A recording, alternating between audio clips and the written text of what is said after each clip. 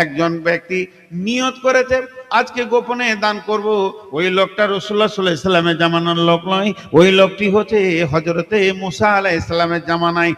এত গোপনে দান করব, আমি একটা জায়গায় কয়েকটি দিরহাম বেঁধে নিজে লুকিয়ে কোনো গরিবকে দিব, এত গোপনে দান করব, আমি নবী মুসাকেও জানতে দিব না, একমাত্র আল্লাহ জানবে।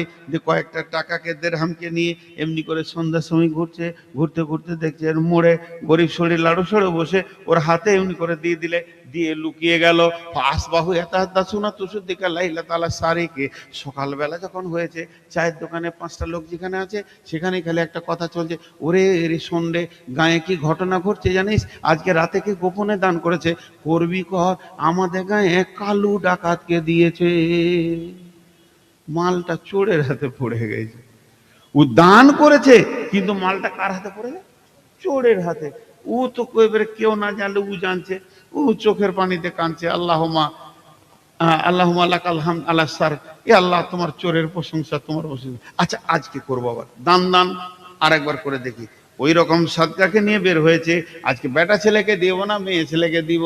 কোন রকম গিয়ে গোপনে একটা মেয়ের আঁচলে ফেলে দিয়ে নিজেকে চাদর ঢাকার আন্ধারে লুকিয়ে গেছে। ফাসবাহু তুসুদ্দাকা আলাল লাতা আলাল জানিয়া, আজকে গোপনে কে দান করেছে? প্রথম দিন দিয়েছে চোরকে, আজকে দিয়েছে বেশ্যাকে। যা দুদিনই লস। ও কাঁদছে। আচ্ছা দান 3 দান দেখা যাক, আজ খাওয়ার দান করো। ওই রকম গোপনে দান করে একটা বুড়া সারা লাড়ু সাড়ু লোক 3 মাথা মোড়ে বসে আছে, ওর ক্ষমতা নাই জৈবনের ক্ষমতা, আর না আছে চুরি করার ক্ষমতা, নিজেই দেয়াল ধরে উঠে আর বসে, ওর কোলে দিয়েছে। সকালবেলায় আবার ঘটনা, আল্লাহ কোন দাতা এলো রে চিন্তামণি ফতপুরে, প্রথম দিন দিয়েছে চোরকে, দ্বিতীয় দিন দিয়েছে বেশ্যাকে, আজ আবার দিয়েছে বড় লোক বকিল হাড় কিপটে মালকে। যা এখনো কাঁদতে শুরু করেছে, খুব কাঁদছে, আল্লাহ আমার দান তুমি কবুল করনি। হাদিসের ভাষা আছে ফাউতিয়া কিলা লাহু, ওকে আল্লাহ কিভাবে বলছে, ও কিভাবে বুঝছে এটা আল্লাহ জানে। ওকে আল্লাহ বলছে, বান্দা তোর দানের ভিতরে ইখলাস ছিল, তোর দানের ভিতরে ইখলাসটা এত বেশি ছিল যে তুই নবীকেও পর্যন্ত জানাসনি, যুগের নবী মুসাকে ওর হাত দিয়েও দান করিসনি যাতে করে লোকে প্রচার হবে, তুই গোপনে দান করেছিস। আর আমি আল্লাহ তোর দানটাতে 2 মুখ কাজ করে নিয়েছি, একদিকে তোকে দানের বদলা তো দিবই দিব, আর 3 জনকে হেদায়েত দিয়েছি।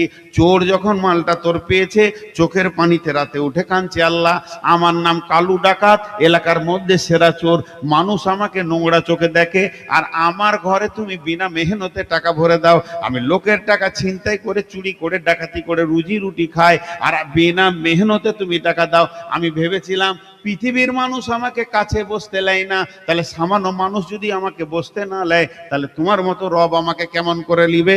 রবের কাছেও আমার হয়তো জায়গা নাই, এটা আমার ধারণা ছিল। কিন্তু আজকে আমি বুঝে নিলাম, এই আল্লাহ তুমি আমাকে কত ভালোবাসো, আমার ঘরে বিনা মেহনতে টাকা ভরে দিয়েছো। আজকে আমি তওবা করছি, না খেয়ে কুকুরের মতো মারা যাব, আর চুরি করব না। তওবা করে লোকটা নামাজি পরেজগার হয়ে গেল। ওই রকম বেশ্যা মেয়েটা বলছে, আল্লাহ আমি আমার জীবন যৌবনের বিনিময়ে রুটি খাই, আমার পেটের খাবারটা আমার যৌনাঙ্গের মেহনতে হয়ে থাকে, তাহলে আমি কত নোংরা, আমাকে কেউ নেয় না, আমার সাথে কেউ কারো ছেলে মেয়েকে ঘুরতে দেয় না, দেখলে আমাকে নোংরা বলে, মানুষ ঘৃণা নজরে দেখে, রাস্তায় হাঁটলে বলে রান্ডি গেল বেশ্যা গেল। কিন্তু তোমার মতো রব কত ভালো, আমার মতো বেশ্যার খেয়াল রেখে দিয়েছো, বিনা মেহনতে আমার ঘরে খাবার দিয়েছো। আজকে থেকে তওবা করছি, এ খাবার আর আমি করব না, ওই কাজ করব না। তওবা করে মেয়েটাও আল্লাহ রাস্তায় ফিরে এলো। ওই রকম বড় লোক বকিলটা বলছে, আল্লাহ আমি জীবনে দান করি না, আমি হার কিপটে, এর জন্য আমার ঘরে লোকের মাল তুমি ভরে দিছো, জাকাত উসুরের ফিতরার মাল, দানের মাল ভরে দিছো, মাবুদ গো এটা দান করে দিব, আমার মালও দান করব। সেই লোকটা সেই দিন থেকে বকিলি ছেড়ে দিয়ে আমার দাতা হয়ে গেল। একদিকে ও নেকি পেলো, একদিকে 3 দিকে হেদায়েত পেলো। ইখলাস থাকলে ওই দানের বদলতে যদি কোটি টাকা বিনা এখলাসে হয়, আর এখলাসে যদি 1,00,000 টাকা হয়, এই মাদ্রাসা থেকে একটা বাচ্চা, একটা আল্লাহর ওলি জন্ম নেবে, একটা বাচ্চা পরেজগার দিনদার জন্ম নেবে। আপনাদের মালের রিয়াকশনে ওই ছেলেগুলো খাবে, ওদের ইমানি জজবা বাড়বে। অতএব গোপন দান করা যায়, প্রকাশ্যে দান করা যায়, গোপন দানটা বেশি ভালো, প্রকাশ্যে দান করা যায়।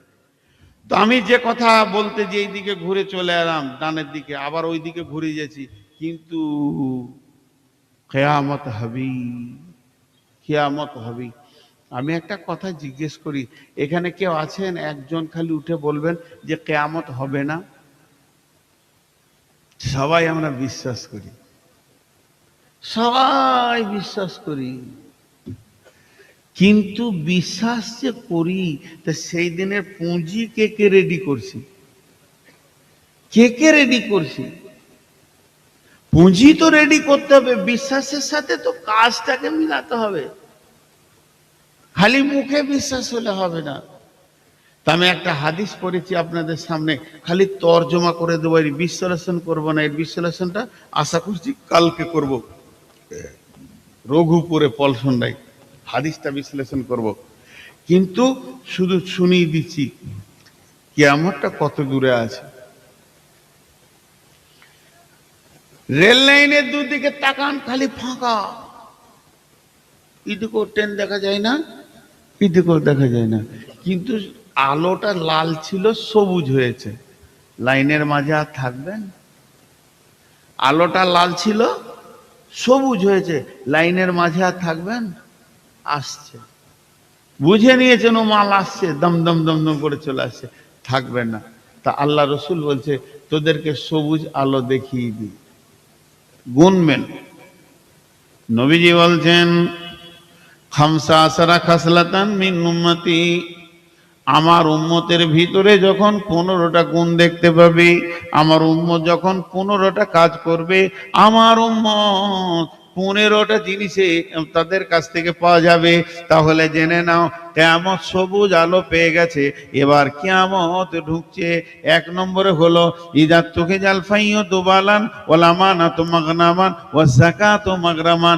3টে একসঙ্গে বলবো। জনসাধারণের মাল নেতারা লুটে খাবে, আমানতের খেয়ানতি চলবে, যাকাতকে জরিমানা মনে করবি।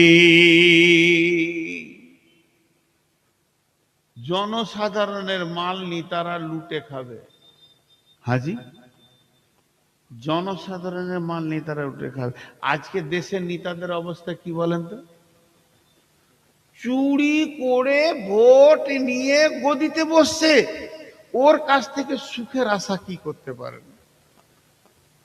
জি, একবার খেয়াল করেন, একটা জেলা চালাতে গেলে আইএসআই অফিসার হতে হচ্ছে, ডিগ্রি হতে হচ্ছে, তার মাস্টার্স করতে হচ্ছে, গ্রাজুয়েশন করতে হচ্ছে। আর যে দেশ চালাইছে সে চাওয়ালা, হকার। এবার অবস্থা কি হবে? ট্রাকের হ্যান্ডেলটা যদি মাতালের হাতে দেওয়া হয়, যে অবস্থা হবে, দেশের অবস্থা তাই হচ্ছে। নবীজি বলছেন জনসাধারণের মাল নেতারা লুটে খাবে, ওয়াল আমানাতু মাগনামান, আমানতের খেয়ানতি চলবে। কাউকে যদি আমানতের টাকা দেওয়া হয়, ওই লোকটা আমানতদারি রাখতে পারবে না। ওয়াজ যাকাতু মাগরামান, যাকাতকে জরিমানা মনে করবি। দেখেন এগুলো চলছে কি চলছে না, আমি আজকে বিস্তারিত বলবো না। তাহলে 3টে হলো তুলিমা লিগের দিন, দিনের শিক্ষা বাদ দিয়ে বেদিনী শিক্ষার প্রচার প্রসার হয়ে যাবে। মাদ্রাসাগুলো মনে হবে এতিমখানা, আর মিশনগুলো মনে হবে অনেক বড় সুখের জায়গা। মিশন তত্তর করে বাঁচে, মাদ্রাসা এতিমখানা হয়ে থেকে যেছে। জেনারেল শিক্ষার পেছনে মানুষ হুর হুর করে দৌড়বে। একটা বাচ্চা পুতুলের মতো জন্ম নিলে মা বাপের মাঝে যখন ঘুমাবে, স্বামী স্ত্রী যুক্তি করবে কোন মিশনে দিলে ডাক্তার মাস্টার হবে। মা আমার, বন্ধু আমার যেদিন মরে যাবে, মা আমার, ভাই আমার যেদিন মারা যাবে, উকিলের ওকালতি শেষ, জজের জজগিরি শেষ, ইঞ্জিনিয়ারের ইঞ্জিনিয়ারিং শেষ, ডাক্তারের চিকিৎসা শেষ। যেদিন আজরাইল আসবে সেদিন ওর সমস্ত ডিগ্রি শেষ। কিন্তু মৌলবি লাইনে দেবেন, আলেম হবে, মাওলানা হবে, হাফেজ হবে। যেদিন মরবে নতুন উদ্যমের একটা জীবন পাবে, কিন্তু সেই দিকে মা বাপের খেয়াল নাই। তো অনলি মালিকা এর দিনই আতার রজলম, চারটা বলা হয়ে গেল। জনসাধারণের মাল নেতারা খাবে, আমানতের খেয়ানতি চলবে, জাকাতকে জরিমানা মনে করবে, আর দিনই শিক্ষা বাদ দিয়ে বেদিনী শেখার প্রচার প্রসার বেড়ে যাবে। আর এক চারটা একসঙ্গে বলবো, আটটা হয়ে যাবে। আতারা জলমরা তাহু আক্কা উম্মাহু আদনা সাদিকাহু আকসা আবাহু। এমন একটা দিন আসবে রে, পুরুষেরা মেয়েদের পেছনে পেছনে ঘুরবে। যদি এটা বুঝতে না পারছেন, একবার মেলাতে যান। কুত্তি আগে, কুত্তা পেছনে। কুত্তির পেছনে কুত্তা যেমন আশ্বিন মাসে ঘুরে, বর্তমানে যুবকরা যুবতীর পেছনে ঘুরবে। নবীজি বলছেন আতার রাজুল উমরাতাহু আক্কা উম্মাহু, মাকে ধুমকে কথা বলবে, তাতে রাগে হোক মিষ্টি কথা হারিয়ে যাবে। মা সাধারণ কথাতে ধুমকি খাবে। মা যদি বেটাকে হাসতে হাসতে বলে, বেটা কোথায় যাচ্ছিলে, তোমাকে বলতে হবে নাকি? এটাও হলো ধুমকি। অথচ আল্লাহ বলছে কুলু কওলান কারীমা, তুমি মিষ্টি কথা বলো। তালা তানহারহুমা, তাদেরকে ধুমকায়ও না, কিন্তু মাকে ধুমকাবে।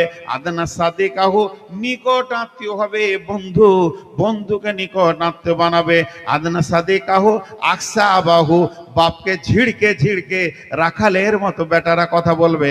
বাপ আর মায়ের মিষ্টি কথা শোনার আফসোস থেকে যাবে, আর বন্ধুকে মিষ্টি কথাতে সুগার বানিয়ে দেবে, আর মেয়েদের পেছনে পেছনে ঘুরবে।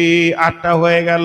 9 নম্বরে জাহারাতিল আসওয়াত ফিল মাসাজিদে, মসজিদে জোরে জোরে দুনিয়ার গল্প করবে, মসজিদটা আড্ডাখানা বানাবে। সাদাল কাবিলাতা ফাসিকুহুম, গায়ের বিচারক হবে, নেতা হবে চরিত্রহীন লোক, লুচ্চা লম্পট লাফাঙ্গার মাতাল চোর সুদারু, এরা গায়ের বিচার করবে। গায়ের যদি কোনো একটা বিচার হয়, সেখানে দিনদার ইমানদার পরেজগার পাওয়া যাবে না। যত মাতাল সুদারু লাফাঙ্গার আর আপনার কিনা লুচ্চা, যাদের জিন্দেগির গ্যারেন্টি নাই, চরিত্রের গ্যারেন্টি নাই, এরাই মাদ্রাসা, এরাই আপনার কিনা গায়ের বিচার করবে। আর ছাগলের রাখাল পঞ্চায়েতের প্রধান হবে, নিজের নাম সই করতে পারবে না, এরাই আবার নিতার্ক দিতে বসবে। আর উকরিমার রাজুলু মাখাফাতা সারিহি, মানুষ মানুষকে ভয় করবে, তার মারের ভয়ে সম্মান করবে, তার মারের ভয়ে। ডিগ্রির কোনো সম্মান থাকবে না, মাস্টার ডাক্তার ইঞ্জিনিয়ারের সম্মান নাই, মারের ভয়ে ওকে সম্মান করবে। বিশ্বনবী বলছেন এমন যেমন আসবে জাহারাতিল কায়নাতু ওয়াল মাযিফু, ঘরে ঘরে গান বাজনা ঢুকে যাবে, পকেটে পকেটে 24 ঘন্টা টানানা টানানা চলবে। আল্লাহর নাম জিকির নেওয়া মানুষের সময় থাকবে না, তাদের কাছে শুধু গান বাজনা বেড়ে যাবে। আর তারা করবে কি? সুরিবাতিল খুমর, আমার উম্মত মদের বোতলে হাত দিয়ে দেবে, মদ অবাধ ভাবে পান করবে। হালাকে আল্লাহ রসুল যখন গিয়েছিলেন মেরাজে, আল্লাহ রসুলের সামনে একটা ট্রে আনা হলো, যাতে 2টি গ্লাস, একটাতে ছিল দুধ আর একটাতে ছিল মদ। আল্লাহ নবীকে জিবরাইল বললেন, ইয়া রাসূলুল্লাহ, আপনার স্বেচ্ছায় একটা তুলে নেন। বিশ্বনবী দুধটাকে তুলে নিলেন, মদটা নিলেন না। জিবরাইল বললেন, ইয়া রাসূলুল্লাহ, বেঁচে গেল, বেঁচে গেল, বেঁচে গেল। কে বাঁচলো? আপনার উম্মত বেঁচে গেল। আপনি যদি দুধটা তুলে নিতেন, আপনার উম্মত পাগল পাড়া হয়ে, সেটা মাতাল হয়ে, আপনার পশ্চিম দিকে সূর্য ওঠা পর্যন্ত মাতাল হয়ে থাকতো, তাদের ঘোর ছুটতো না। আমার নবী তুলে নিলেন দুধ, আর আমরা বাড়ির গাভীর দুধকে দুইয়ে টেনে বের করে 10 লিটার দুধকে নিয়ে গিয়ে পণ্ডিতপুরে লালগোলায় বেচে দিয়ে ওই দুধের টাকাতে বোতল কিনে বাড়ি ঢুকছে। নবীজি নিলেন দুধ, এরা দুধের টাকাতে মদ খাচ্ছে।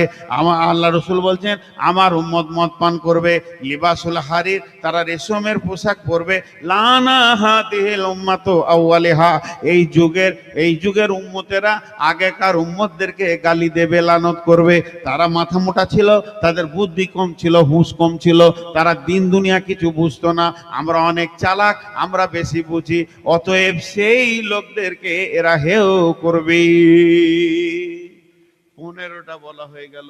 আমি যে 15টা বললাম এগুলো যদি চলছে তা আপনি ব্যাগটা গুটান। আমি লাইনে দেখতে পেয়েছি না ট্রেন আসছে কিনা, কিন্তু স্টেশন মাস্টার বলছে কামরূপ 1 নম্বরে আসছে। তাহলে আপনি ব্যাগটা হাতে নেন, আপনাকে যেতে হবে গৌহাটি।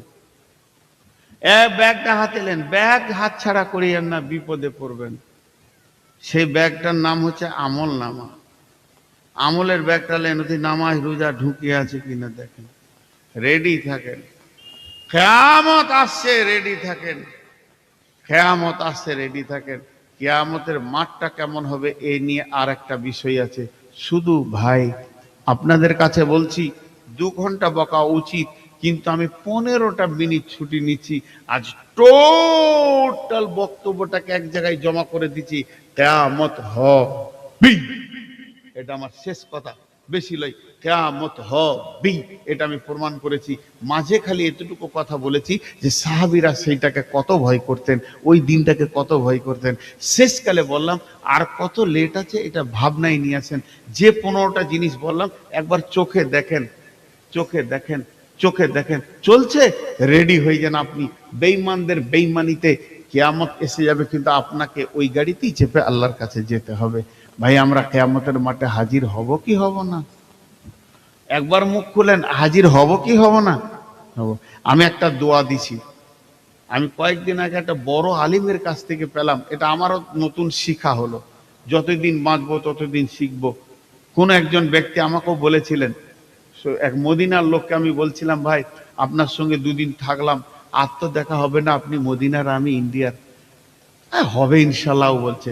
তখন আমি বললাম ইনশাল্লাহ কিয়ামতের মাঠ ছাড়া হবে না। আমার মুখে হাতটা দিয়ে বললে এটা বলতে হয় না, এটা বলতে হয় না। আপনাদেরকে একটা ধারণা দিচ্ছি, কিয়ামত মুমিনের জন্য নয়। একজন আলিম বলছে কিয়ামত হচ্ছে কাফের, মুশরিক, ফাসিক, বেঈমানের জন্য। মুমিন তো জান্নাতে যাবে। মুমিন কিয়ামতে স্টপেজ নেবে না, কিয়ামত চিন্তা করতে হবে না।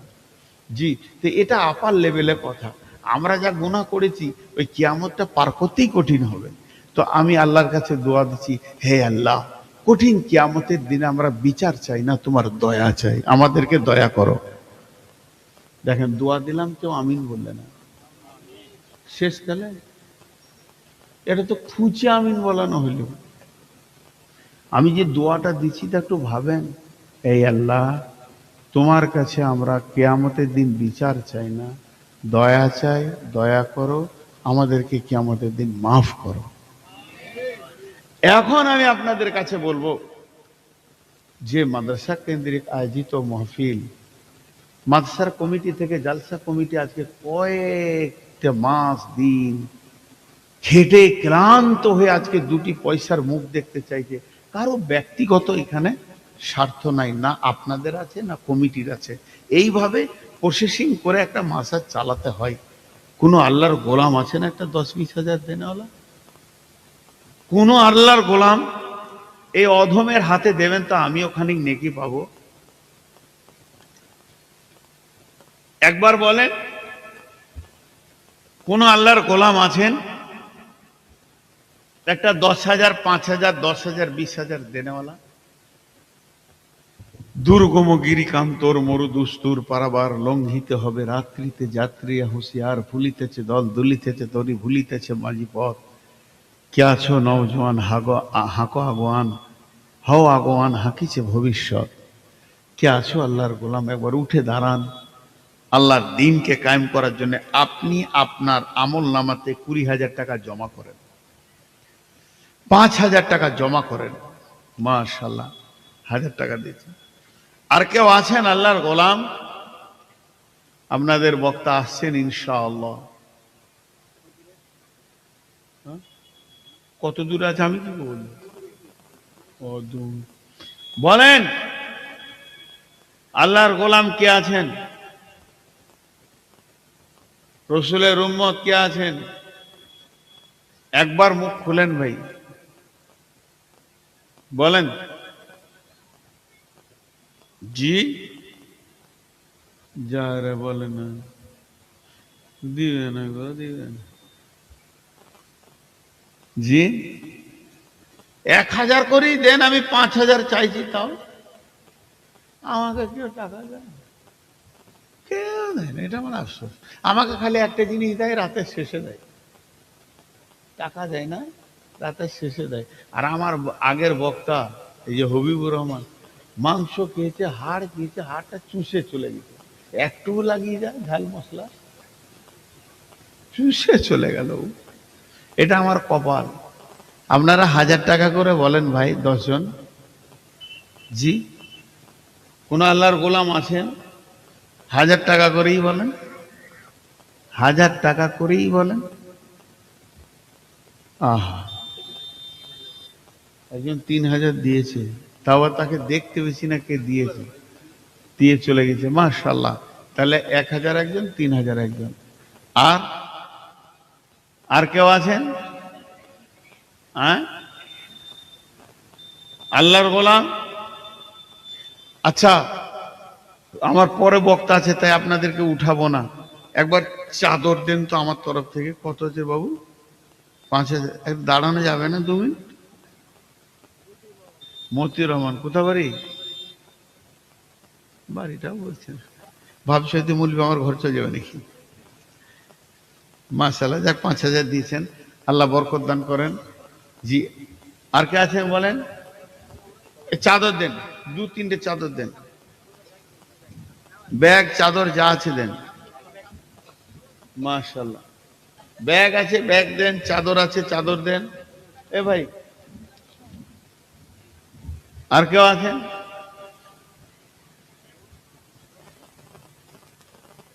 আর কেউ আছেন ভাই? ব্যাগ চাদর কালেকশন করে মন নাই রে ভাই, হ্যাঁ কঠিন। 100 টাকা নোটগুলো আছেন ভাই? হ্যাঁ আমি বলেছি তো সেটি।